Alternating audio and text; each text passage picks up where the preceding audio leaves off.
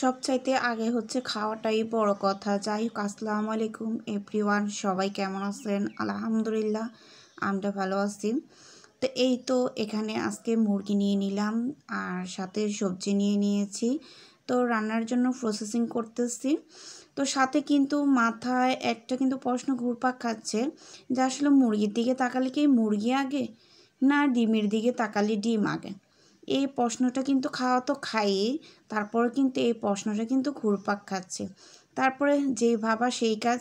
আসলে ডিমটা ধরে দেখি ডিম আগে নাকি মুরগি আগে।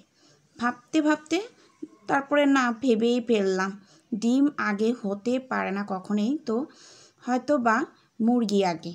মুরগি আগে আমার মতো এই প্রশ্নটা তোমরা যারা জানো ওই উত্তরটা অবশ্যই কিন্তু কমেন্ট বক্সে উত্তরটা লিখে দেবে।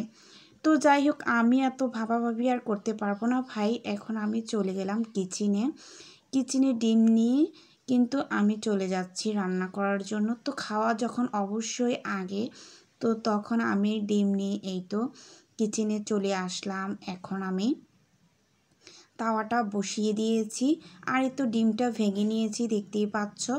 তারপরে তাওয়াটা যখন চুলার মধ্যে বসালাম, তেল দিয়ে দিলাম আর গরম হয়ে গেছে তেলটা। আর এখন এই তো ডিমটা কিন্তু আমি ফ্রোজ করে নেব খাওয়ার জন্য।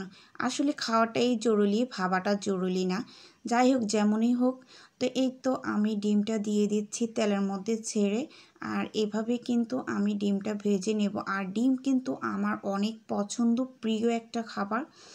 তো এই তো ডিমের মধ্যে এখন আমি একটু হালকা স্বাদ অনুযায়ী লবণ দিয়ে দিয়েছি। আর এভাবে কিন্তু ডিম পোস্টটা আমি তৈরি করে নিচ্ছি। তো আজকে এই পর্যন্ত।